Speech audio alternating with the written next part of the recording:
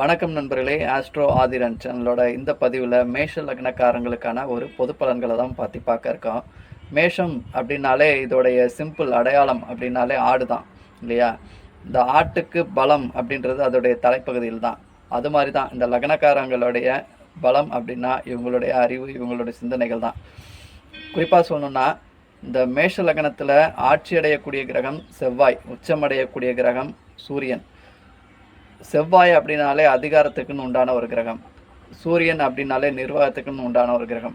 இதனால் இயற்கையாகவே இவங்களுக்கு ஒரு நிர்வாக அதிகாரம் சார்ந்த ஒரு நிர்வாகம் அப்படின்றது, ஒரு கேரக்டர் அப்படின்றது இவங்களுக்குள்ள இருக்கும். சூரியன் 5ஆம் இடத்து அதிபதியால் லக்னத்தில் உச்சமடைகிற காரணத்தினால எந்த ஒரு விஷயத்தையும் திறந்த மனதோட, ஒரு வெளிப்படைத்தன்மையோட, ஒளிவு மறைவு இல்லாமல் பேசக்கூடிய ஒரு நபர்களாக இருப்பாங்க நம்பிக்கைக்குரியவர்கள்ட்ட. அதே மாதிரி சூரியன் 5 வரனால ஏதாச்சும் ஒரு விஷயத்தில் பொழுதுபோக்கில் ஒரு இன்ட்ரெஸ்ட்டு, ஒரு சீட்டு விளையாடுறதா இருக்கலாம், இல்லை ஒரு செஸ் விளையாடுறதா இருக்கலாம், ஒரு சினிமா பார்க்குறதா இருக்கலாம், இல்லை இன்றைக்கி தேதிக்கு சொல்லணுன்னா ஒரு யூடியூப்பு, ஃபேஸ்புக்கு, இதில் ஒரு இன்ட்ரெஸ்டடான ஒரு நேரத்தை கழிக்கக்கூடியவங்களாக இருப்பாங்க அப்படின்னு சொல்லலாம். பொழுதுபோக்கு விஷயங்களில் ஒரு இன்ட்ரெஸ்டடாக இருப்பாங்கன்னு சொல்லலாம். இவங்களுக்கு 5ஆம் இடம் அப்படின்றது சிம்மமாக வரனால டைஜஷன் சார்ந்த, அதாவது எளிமையாக ஜீரணம் ஆகக்கூடிய உணவுகளாக விரும்பி சாப்பிடுவாங்க. இந்த இட்லி, டிஃபன் ஐட்டம்ஸ் அப்படின்னு சொல்லலாம். எந்த ஒரு உணவும் சூடாக இருக்கணும் அப்படின்னு நினைப்பாங்க. அதே மாதிரி தண்ணி நிறைய குடிப்பாங்க இந்த லக்னத்தை சேர்ந்தவங்க. உங்களுக்கு 2ஆம் பாவத்திற்கும் 7ஆம் பாவத்திற்கும் அதிபதியாக சுக்கிரன் வராரு. ஸோ இவங்களுக்கு குடும்பம் அப்படின்னு அமைஞ்ச பிறகு இவங்களுடைய பொருளாதாரம் அப்படின்றது கொஞ்சம் உயரும் அப்படின்னு சொல்லலாம். அதே நேரம் சுக்கிரன் தனஸ்தானத்துக்கு அதிபதியாக வருதுன்றனால இவங்களுக்கு இவங்க வரக்கூடிய மனைவி அப்படின்றவங்க ஒன்று ஒரு வேலைக்கு போகிற மனைவியாக இருக்கலாம், இல்லை இவங்க செய்யக்கூடிய தொழிலில் ஒரு இன்னும் ஹெல்ப் பண்ணக்கூடியவங்களாக இருப்பாங்க, இல்லை வரக்கூடிய மனைவியால் நல்ல வரதட்சணை இது மாதிரி வரக்கூடிய நிலைமை இருக்கலாம். ஏதோ ஒரு விஷயத்தில் இவங்களுடைய பொருளாதாரத்துக்கு அவங்க ஒரு சப்போர்ட்டராக இருப்பாங்க அப்படின்ற மாதிரி சொல்லலாம்.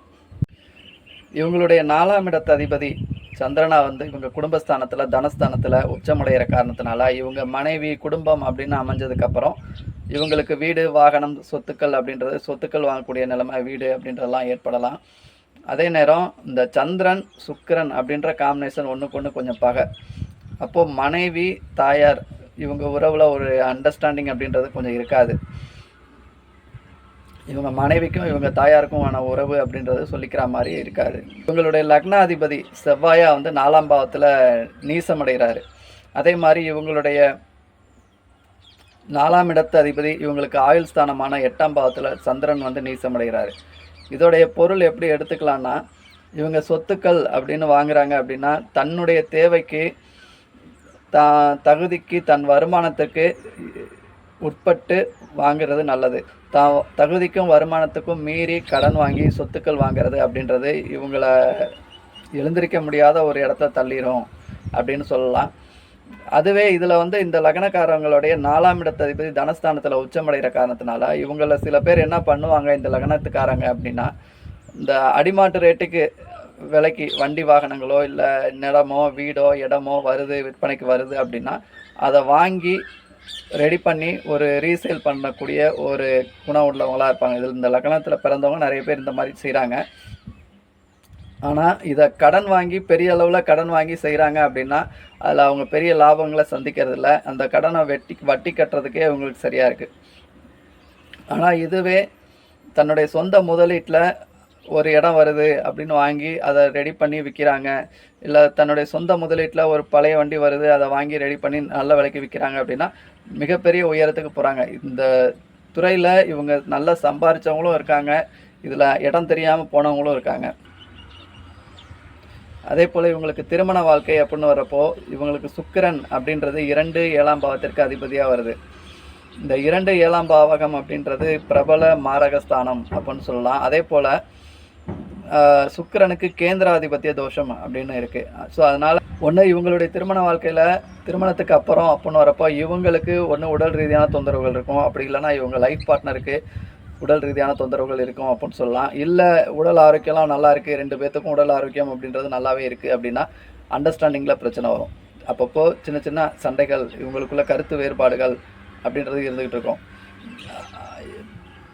இந்த சுக்கிரனுக்கு கேந்திராதிபத்திய தோஷமும் மாரகாதிபத்திய தோஷமும் இருக்கிறதுனால இவங்கள்ட்ட என்னதான் திருமண வாழ்க்கை நல்ல வாழ்க்கை வாழ்ந்தீங்களா அப்படின்னு கேட்டால் கடைசியில் ஒரு நல்ல வாழ்க்கை இல்லை, என்ன ஒரு சண்டை சச்சரவுகளோட தான் எங்கள் வாழ்க்கை கழிஞ்சது அப்படின்றது தான் இவங்களோட ரிசல்ட்டாக இருக்கும். இவங்களுடைய பிள்ளைகள் அப்படின்னு வர்றப்போ சிம்மம் இவங்களுக்கு புத்திரஸ்தானமாக வர்றதுனால இவங்களோட பிள்ளைகள்னாலே ஒரு மரியாதையானவர்கள், ஒழுக்கமானவர்கள், நல்ல குணம் படைத்தவர்கள் அப்படின்ற ஒரு பேர் எடுப்பாங்க சமுதாயத்தில். ஆனால் அதே நேரத்தில் சிம்மத்துக்கு மேஷம் அப்படின்றது பாதகஸ்தானமாக அமையுது. அதனால் இவங்க பிள்ளைகளாக இருந்து வளர்ந்த நிலையில் ஒரு தன்னிச்சையாக ஒரு குடும்பம், ஒரு பொருளாதாரம் அப்படின்னு ஈட்டுறப்போ இவங்க ஒரு தன்னிச்சையாக செயல்படக்கூடியவங்களாக இருப்பாங்க, ஒரு சிறப்பான நிர்வாகத்தை கொடுக்கக்கூடியவங்களாக இருப்பாங்க இவங்களுடைய பிள்ளைகள். ஆனால் இவங்களுக்கு அவங்க வளர்ந்துட்டாங்க, எந்த ஒரு விஷயத்துலையும் தன்னோட ஒரு கலந்துக்கிறது இல்லை, ஒரு கலந்து ஆலோசிக்கிறது இல்லை அப்படின்றது ஒரு குறையாக இருக்கும். ஏன்னா இவங்களுடைய லக்னத்திலே சூரியன் செவ்வாய் அப்படின்றது ஒரு அதிகாரத்தையும் நிர்வாகத்தையும் இருக்கக்கூடிய ஒரு கிரகம். ஆனால் அவங்களும் அதே போல் ஒரு தன்னிச்சையாக ஒரு அதிகாரத்தையும் நிர்வாகத்தை செயல்படக்கூடியவங்களாக இருப்பாங்க இவங்களோட பிள்ளைகளும். அது இவங்களுக்கு தன்னுடைய ஒரு கலந்து ஆலோசிக்கிறதுல எந்த ஒரு முடிவாக இருந்தாலும் அவங்களாவே எடுக்கிறாங்க. அப்பா நான் இது மாதிரி ஒரு கார் எடுக்க போகிறேன், இது மாதிரி ஒரு இடம் வாங்க போகிறேன், இப்படி ஒரு வீடு கட்டலான்னு இருக்கேன் அப்படின்ற ஒரு விஷயத்தில் இவங்கள்ட்ட ஒரு ஒப்பீனியன் கூட கேட்கறதில்ல அப்படின்றது இவங்களுக்கு ஒரு கவலை அளிக்கக்கூடிய ஒரு விஷயமா இருக்கும் அப்படின்னு சொல்லலாம். இவங்களுடைய உடன்பிறப்புகள் அப்படின்னு எடுத்துக்கிட்டிங்கன்னா புதன் 3க்கும் 6க்கும் அதிபதியாக வருது. அதே மாதிரி மூத்த உடன்பிறப்புகளை குறிக்கக்கூடிய சனியாக 11க்கும் கர்மஸ்தானத்துக்கும் அதிபதியாக வருது. ஸோ இவங்களால் என்ன தேவையோ, இவங்க என்ன உதவிகளாக இருந்தாலும் தன் உடன்பிறப்புகளை செய்யக்கூடியவங்களாகவும் விட்டு கொடுக்கக்கூடியவங்களாகவும் இருப்பாங்க. ஆனால் அவங்களால இவங்களுக்கு எந்த ஒரு உதவிகளோ இல்லை பயன்களோ இருக்காது.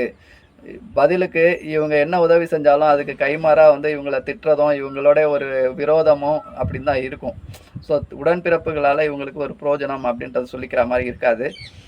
தாயார் அப்படின்னு எடுத்துக்கிட்டிங்கன்னா இவங்களுடைய ஆயுள் ஸ்தானத்தில் தாயாருக்குரிய கிரகம் நீசமடையுது. அதே மாதிரி தாயார் ஸ்தானத்தில் இவங்களுடைய லக்னாதிபதி அப்படின்றது நீசமடையுது. இது யார் ஒருத்தர் தன் தாயாரை பார்த்துக்கிறாங்களோ, தாயாருடைய அன்பு அப்படின்றது யாருக்கு அதிகமாக இருக்கோ அவங்களுக்கு ஆயுள் அப்படின்றது நீடிச்சிருக்கும் அப்படின்னு ஒரு விதியாக சொல்லலாம்.